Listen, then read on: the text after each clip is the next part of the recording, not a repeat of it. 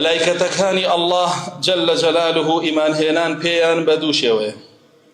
شێوەی یەکەمیان بە مجمەلیە، شێوەی دووەمیشیان بە مفەسسەلیە.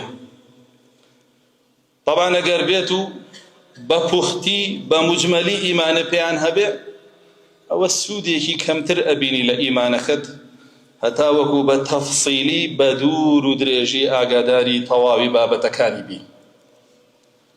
ئەوەی کە لەسەردا بە پوختی ئیمانێ بە مەلائیکەت هەبێ وەلا کوفر ڕزگارێ ئەکا، بریتیە لە چەند خاڵێک. یەکەمیان ئیعتیقاد و بیر و باوەڕێ وابێ کە ئەوە ڕوکنێکە لە ڕوکنەکانی ئیمان. ئیمان هێنان بە مەلائیکەکان ڕوکنێکە لە ڕوکنەکانی ئیمان. واتە ئەگەر بێت و ئیمانێ پێیان نەبێ، ئەوە تۆ ئیماندار نیت. ئەمە یەکەم. دووەم، باوەڕێ هەبێ بە هەر شتێک کە لە قورئان و سونەتی سەحیحە لەسەریان هاتووە، باوەڕێ بە هەمووی هەبێ و ئامادە نەبی بە هیچ شێوەیەک بە عەقڵی خۆت بچیتە ناو ئەو بابەتە. چکە مەلائیکەتەکانی الله جل جلاله جیهانێکی غەیبن، نەبینراون، ئینسان ناتوانێ بیبینێ. کە نەشی توانی بیبینێ، ناتوانێ بە عەقڵی لێکی باتەوە، شیکاری کاوتاو توێکە. ئەی پێویستی بە چییە؟ کە لەبارەیانەوە پێی بڵێ پێویستی بەو ذاتەیە کە غەیب بەزانێ، کە ئەویش ئەڵڵایە جل جلاله، عالم الغەیب ولا يظهر على غیبه أحدا. الله جل جلاله خۆی عالم الغەیبە و ئەو غەیبەی پیشانی هیچ ئینسانێکی ئاسایی نادا. کێ نەبێ؟ إلا من ارتضى من رسول، بەس پەیامبەران هەندێک لەو غەیبەیان پێ ئەڵێ. کەواتە تۆ ئەبێ بەو شێوە بچیتە ناو جیهانی مەلائیکەوە کە الله جل جلاله لە قورئانە دایبەزاندووە و ئەوەشی لە فەرموودەکانە بە ڕەسوڵ الله فەرمووە.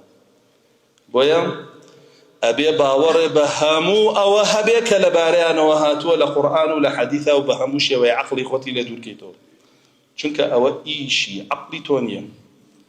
الله جل جلاله کە لێی شاردوویتەتەوە بە ڕوونکردنەوەی خۆی نەبێ، ناتوانی تۆ بە عەقڵی خۆ لێی تێ بگەی. بۆیە نە بە عەقڵ هیچی ڕەت بکەرەوە، نە بە عەقڵ هیچی لێک بدەرەوە، وەکو خۆی لەسەر دەقەکە ڕاوەستە وەری بگرە و هەوڵ بدە سوودی لێ ببینی بۆ ڕێڕەوی ئیمانی خۆت و ژیانت. خاڵی یەکەم وتمان باوەڕێ پێیان هەبێ وەکو ڕوکنێکی ئیمان. خاڵی دووەم، ئەم بابەتە غەیبە، عەقڵێ نابەیتە ناوەوە، بەس لەسەر دەقەوەستی و وەری ئەگری. خاڵی سێم، باوەڕێ پێیان هەبێ کە الله جل جلاله دروستی کردوون لە نور، ماهیەتیان رسول الله صلى الله عليه وسلم بۆی ڕوون کردوینەتەوە کە ئەفەرمێ خلقت الملائكة من نور وخلقت الجان من مارج من نار وخلق آدم مما وصف لكم. فرمي الله سبحانه وتعالى ملائكتكاني دروس كردوا لشي لنور، لروشناي، لروناكي. فرمي وإن جنوككاني دروس كردوا لشي لپریشکی ئاگر، لە بڵێسەی ئاگر. ئینسانەکانی لە چی دروست کردووە؟ ئەفەرمێ لەوەی کە وەصفی بۆتان کردووە لە قورئانە، واتە من توراب، لە خۆڵ. کەواتە مەلائیکەکان لە نور دروست کراون. ئەمە لە عەقڵ و لە هۆش و لە بیر و باوەڕ تا بچەسپێنە. وەکو تۆ لە خۆڵ دروست نەکراوە، وەکو جنۆکەکانیش لە ئاگر دروست نەکراوە. پاشان ئیمانێ وابێ بە خاڵی چوارەمە کە ئەم مەلائیکەتانە عەبدی ئەڵڵان، مەعبود نین، ناپەرسترێن، بەڵکو عبدي الله پرستری الله جل جلاله خوي فرمي بل عباد مكرمون وأفرمي لا يعصون الله ما أمرهم ويفعلون ما يؤمرون. فرمي ملائكة كان عابدي الله جل جلاله بريزن چونکە کەسانێک بوون مەلایکەکانیان پەرستووە و هەتا ئێستش کەسانێک هەن مەلایکە ئەپەرستن کە پێیانەوترێ سابیئەکان و جۆرێک لە فەیلسوفەکان کە ئەمڕۆ لە هەندێک لە وڵاتەکانە هەن و هەندێکیشیان لە مەنتیقەی شام و ئەو ناوە هەن. ئەمانە الله جل جلاله لە قورئانە حکمی مشریک و کافری بەسەرا داون وەکو لە سوورەتی سەبەئە چەسپاوە كأفرمي ويوم يحشرهم جميعا ثم يقول للملائكة أهؤلاء إياكم كانوا يعبدون قالوا سبحانك أنت ولينا من دونهم بل كانوا يعبدون الجن أكثرهم بهم مؤمنون.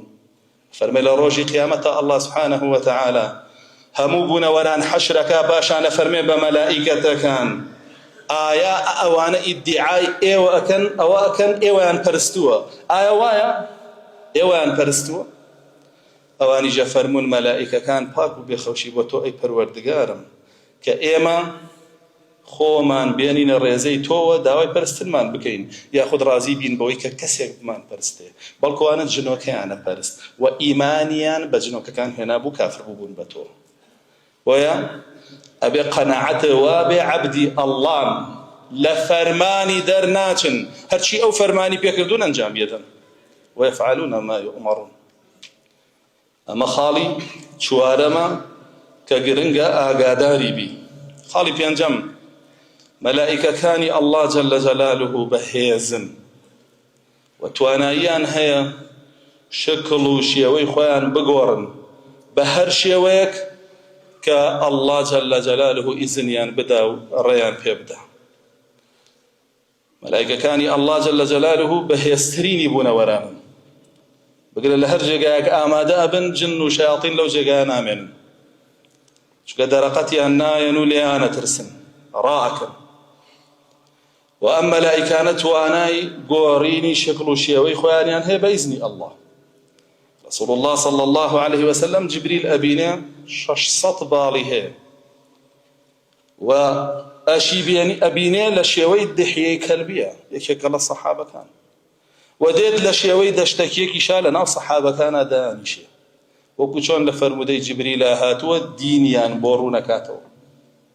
أما خالي بينجم خالي ششم ملائكة كاني الله جل جلاله زور عدديان كزنايزاني وما يعلم جنود ربك إلا هو. أوان جنودي الله كزنازان جماريان شنه.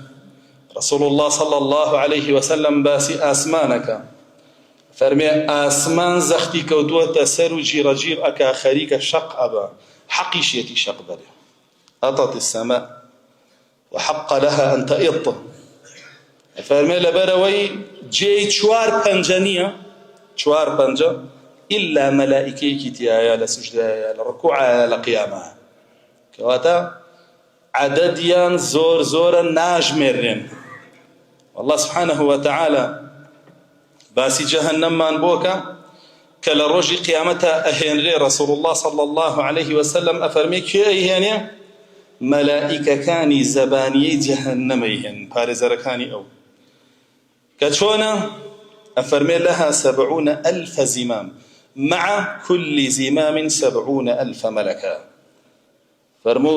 أفرمي رسول الله صلى الله عليه وسلم 7,000 لغاويه هر لغاويكي 7,000 ملائكة لقلايا جوارا بيجمل ناتواني بيجمل بويا عددي ملائكة كان كس ناتواني حسابي بكاو بيجمل أم خالانت تيابه باشا ولسري بي زائدا ناويان وبيشكانيان كناويان وبيشكانيان بدور دريجي لسري أروين چونك أو زياتر بيوست بإيماني تو لواتي تشنوتار لسرو بابتانا بروين أو زياتر بيوست بإيماني تو وأقر تو لويايا فرياي خونكوي يتربو خود تياتي لقل ناويان وبيشكانيان أم چن خالا گرنگە تۆ وەکو خۆی لە دڵ و دەروون تا چەسپا بێ و دانە پیانە بێ هیچ خەلەلێکی تێ نەکەوت بێ بەوە ئیمانێدا ئەمەزرێ